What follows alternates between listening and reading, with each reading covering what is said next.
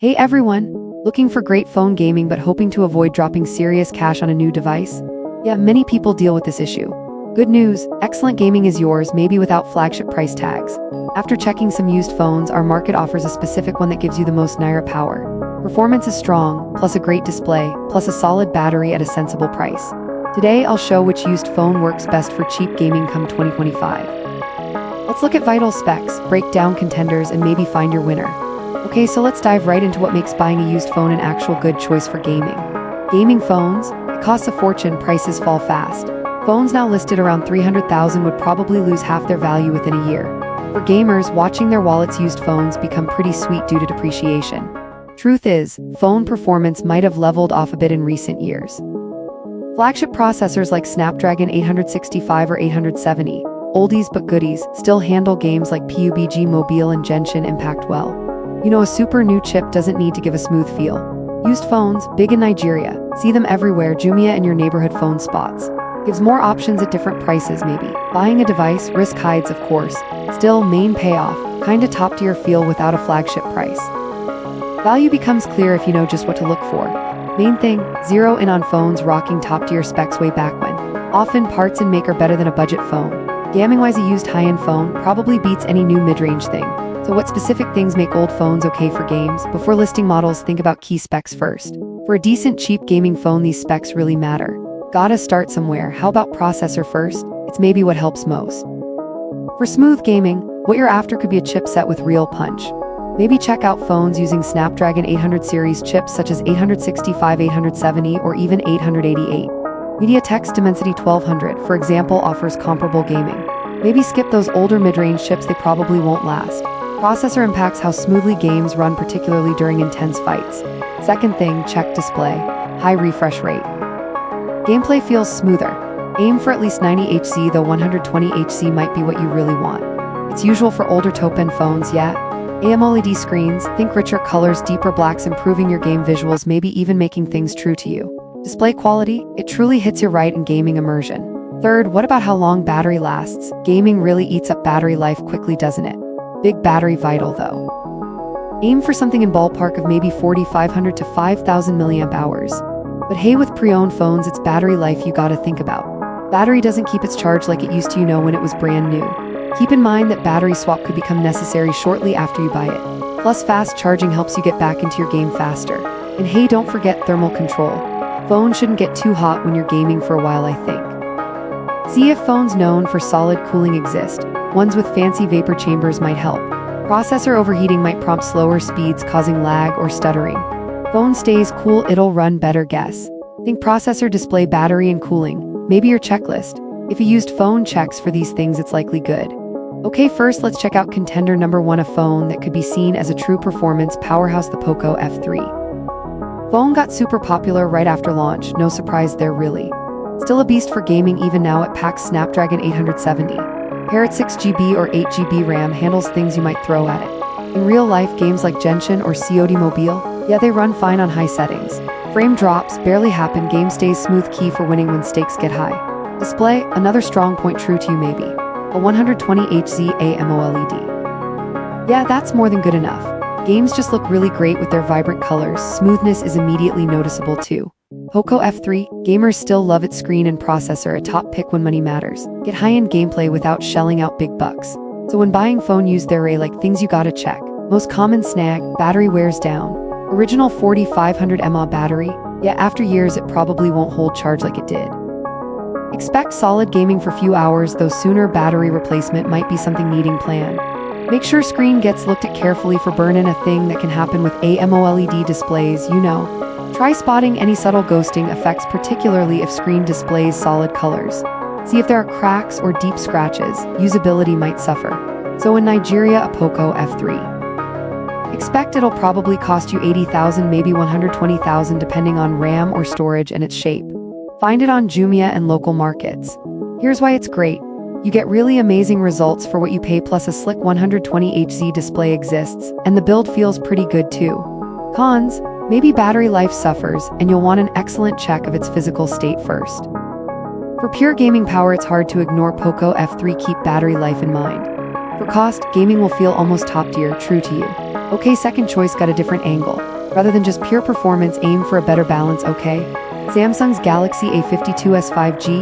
Yeah, it rocks. This phone's kind of interesting for gamers. Snapdragon 778G runs well, plus Samsung's software support, build quality. Poco F3's 870 packs more punch, it's true, but 778G?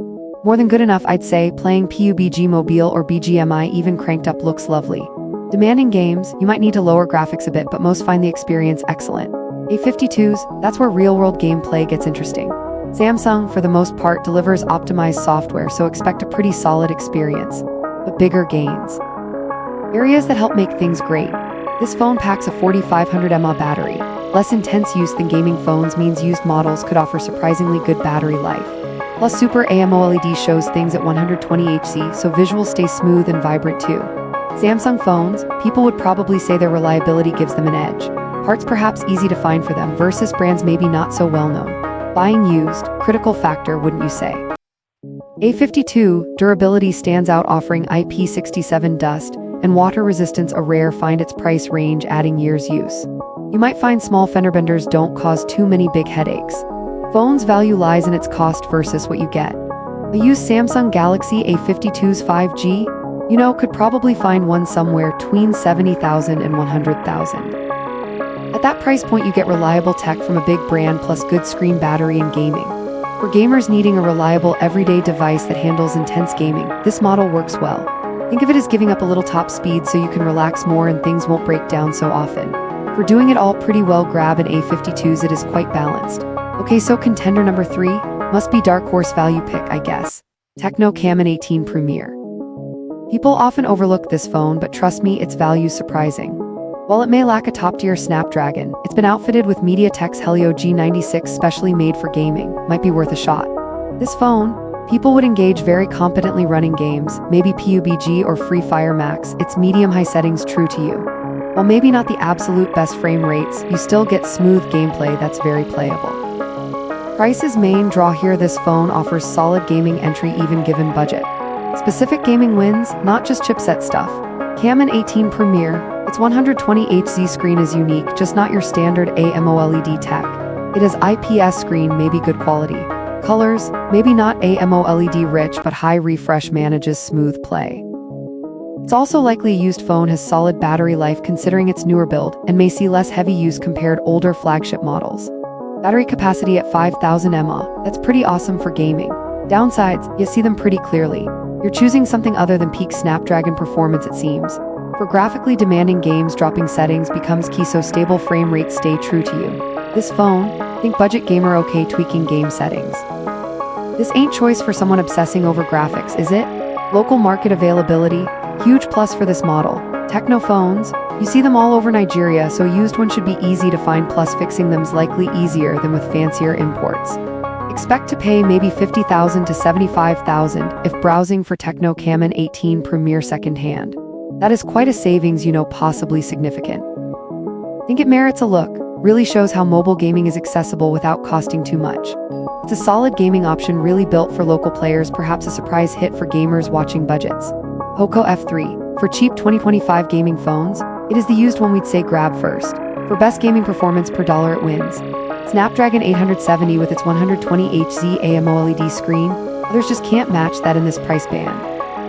For gamers, extra performance matters most, I think. It means a phone stays relevant much longer, handling game updates quite well, I think.